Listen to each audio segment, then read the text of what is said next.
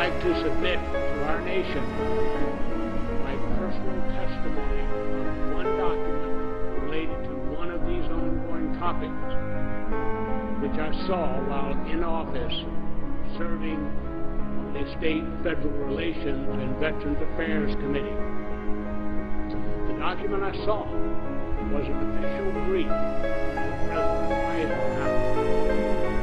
To the best of my memory, this brief was pervaded with a sense of hope, and it informed President Eisenhower of the continued presence of extraterrestrial beings here in the United States of America. The brief seemed to indicate that a meeting between the President and some of these visitors could be arranged as appropriate if desired.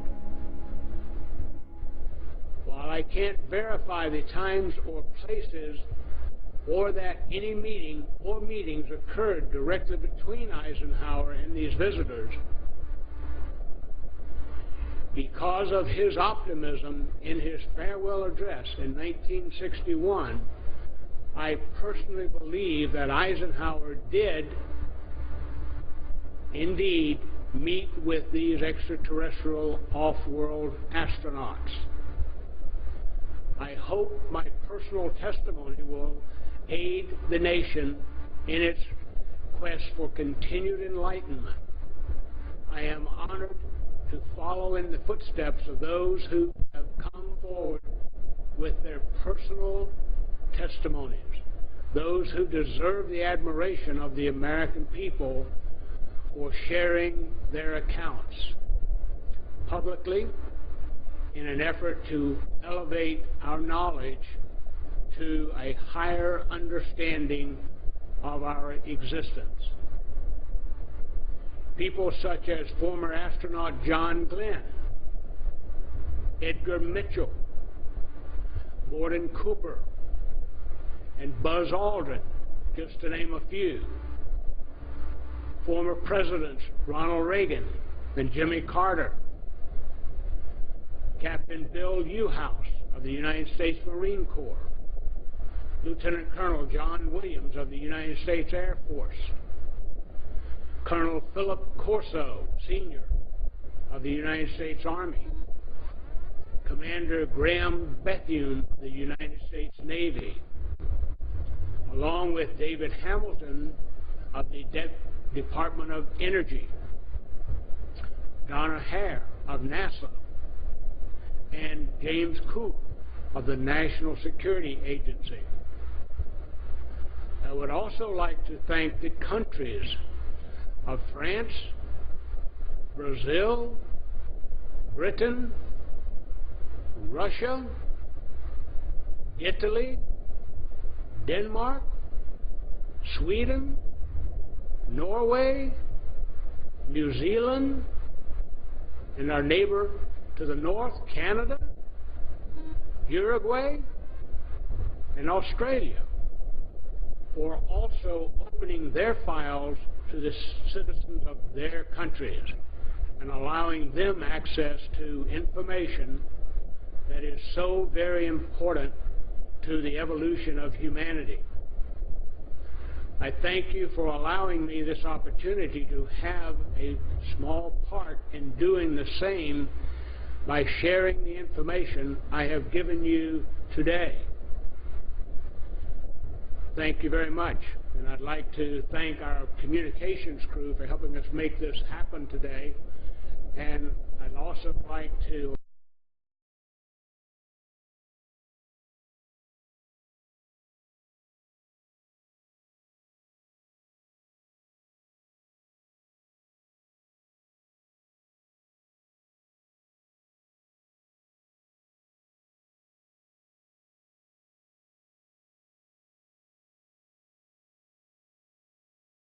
Now, another thing I want to reach to you is that during the unbelievable part, I was involved in building another base inside of Dulce, New Mexico, which is Los Alamos Laboratory. It's a biological laboratory. On the southwest part of the Archuleta Mesa, we built an underground facility, a better part of 3 cubic miles hollowed out underground. Then to the southwest of that, we were in the process of the early stages of building. We drilled 4 large tunnel-like holes. Some of them ran 2.5 miles under the surface. Number of the original wells or drilling machines that were used were at the rate of up 2 miles a day. It was fairly rapid. The equipment kept coming up broken. So we wanted to go down, we wanted to send somebody down there, a human observer, or human observers in this case, to find out what was going on. Well, to our total surprise, first of all, the government knew all about it. They didn't tell anybody. When I saw Green Beret and Black Beret people encamped inside of our geologist camp, I knew something was up, the gig was up. First of all, I knew all about the alien agenda. I'll explain that in a few minutes.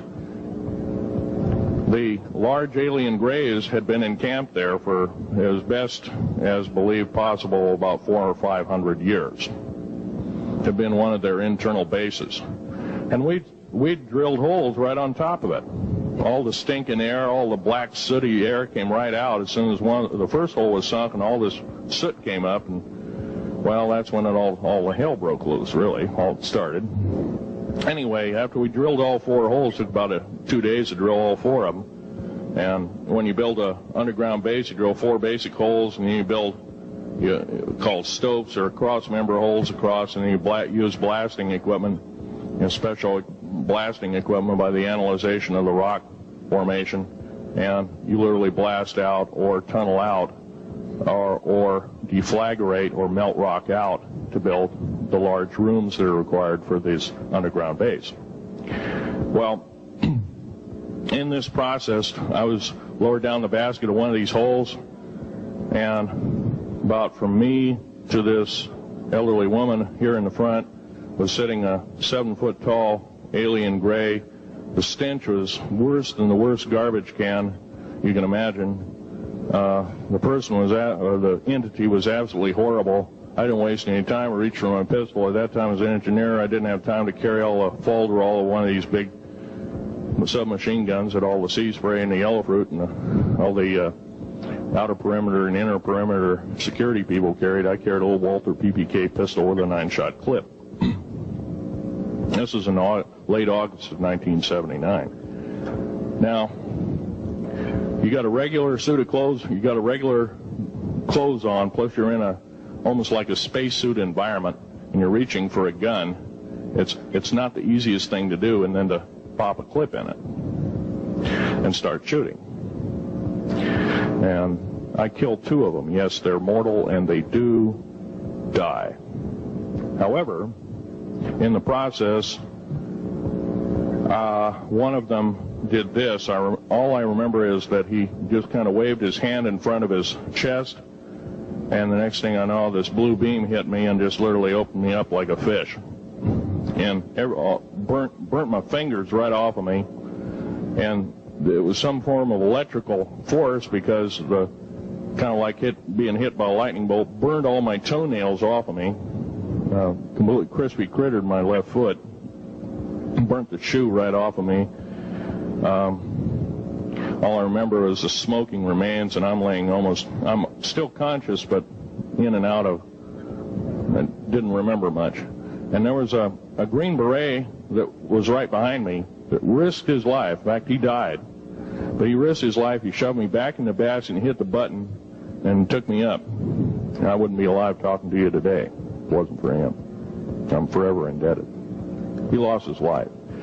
66 Secret Service agents, Green Berets, Black Berets, crack troops lost their lives because the government, our United States government, lied, did not tell us anything about the alien threat.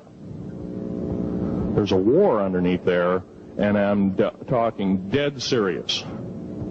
It's been going on since that time. Since late August of 1979, our military, the Russian military, basically the militaries of the world, have been in constant conflict with the outer space alien. The small gray, the large gray, the reptilians, the whole thing. There are 11 distinct races of aliens.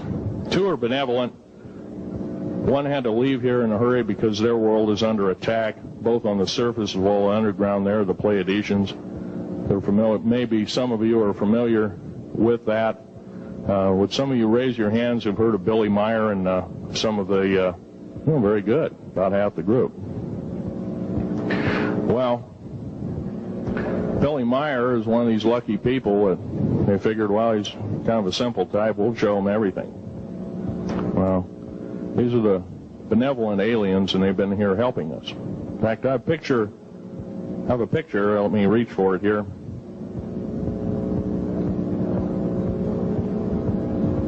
I have a picture of one of the aliens been working for the United States Pentagon for the last 58 years. His name is Val Valiant Thor. He's right here. There's my father in the background.